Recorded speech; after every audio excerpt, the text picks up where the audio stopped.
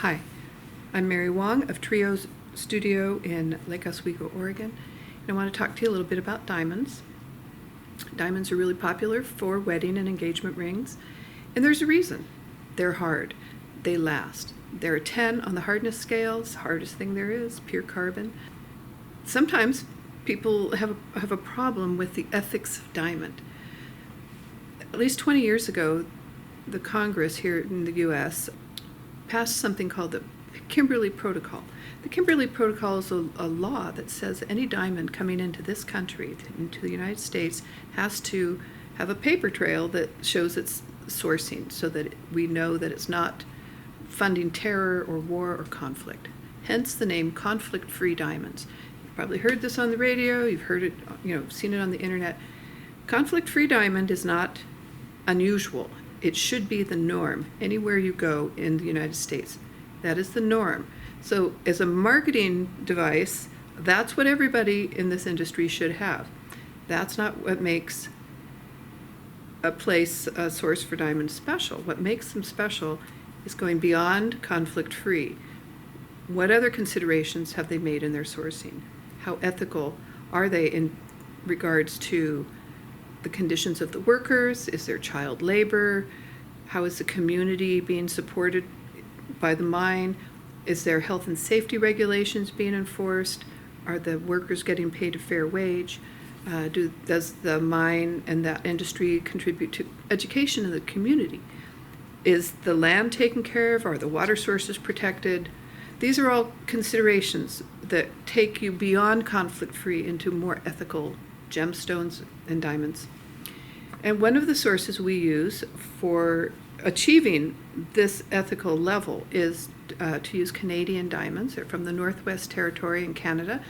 And by law, they follow the Canadian Code of Mining Conduct, which includes environmental protections and wildlife and water sources, repatriation.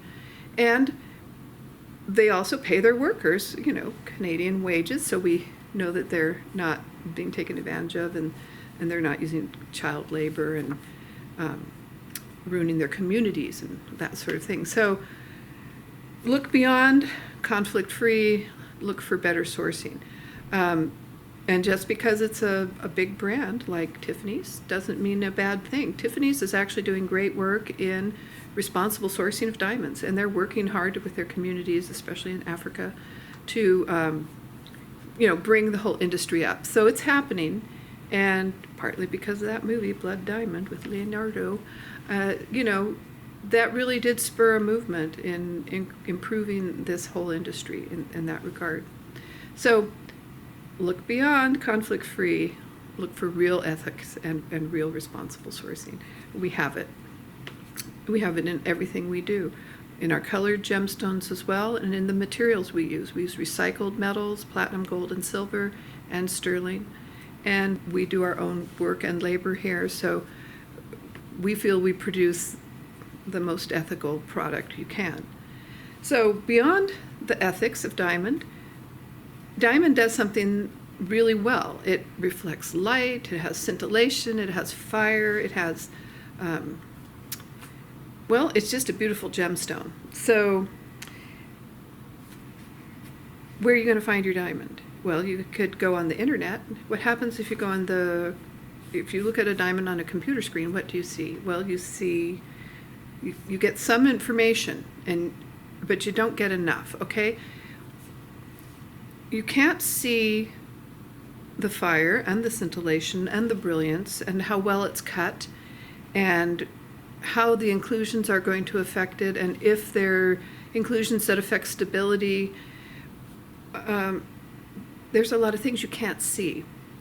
For example, if you are looking for, let's say, a G color, 1 carat round brilliant SI1 stone, you plug it in there and do a search. You might get thousands of them, but you'll get many at least.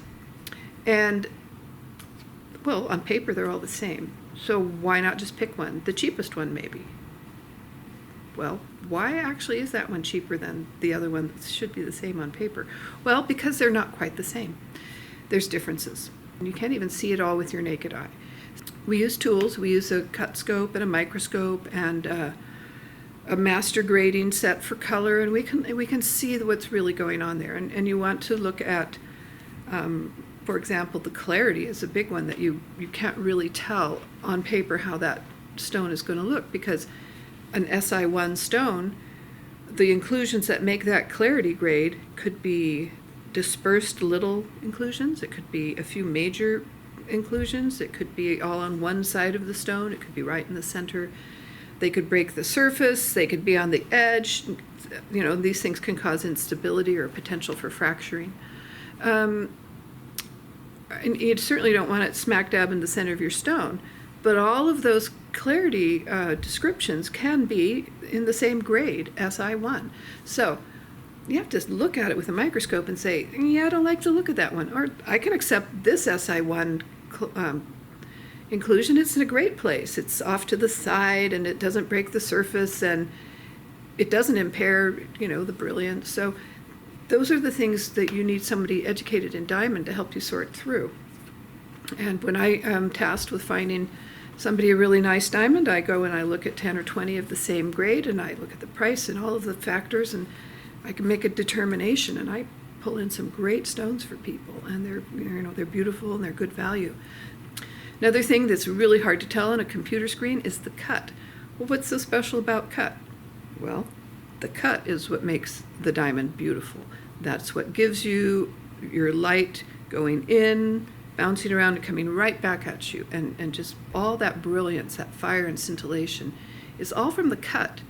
So the clarity isn't what's going to make your stone brilliant, it's your cut.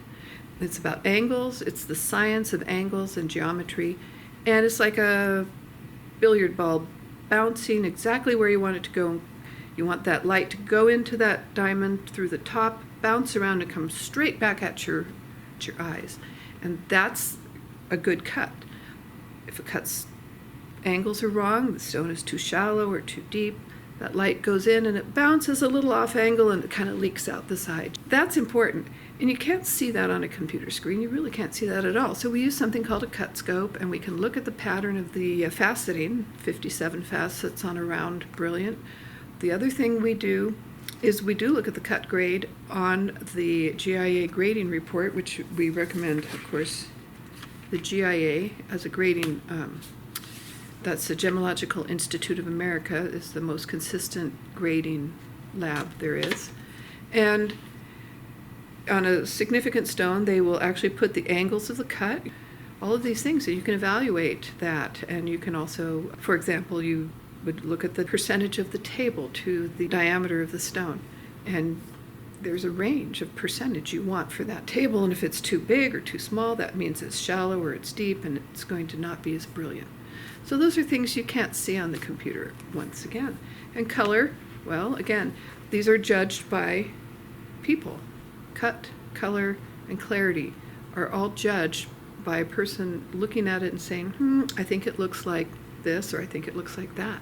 So if you take a diamond to another appraiser, you might get actually another grade on, one or two of these factors. So that's why, on paper, you might get something that looks very different between this stone and that stone. So it really helps to know what you're looking at or what you're trying to achieve, and to have somebody shopping for your diamonds that knows what you're trying to achieve.